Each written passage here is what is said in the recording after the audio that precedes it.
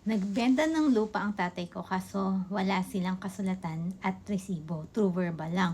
Ngayon namatay na ang tatay ko at naniningil yung bumili ng lupa na bayaran na lang daw.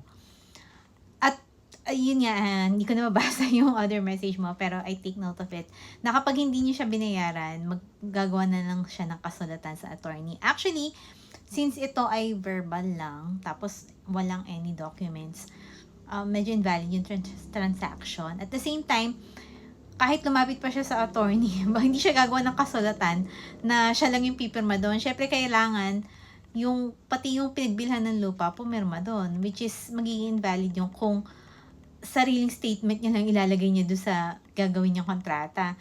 And but to be fair, doon sa bumili, mas maganda nga kung ayaw niya ibenta, bayaran niya lang siya. Then para fair, doon kayo mag-usap sa barangay para at least may third party, nandun yung barangay captain, to gauge yung both fairness sa between your parties tsaka sa parties ng buyer.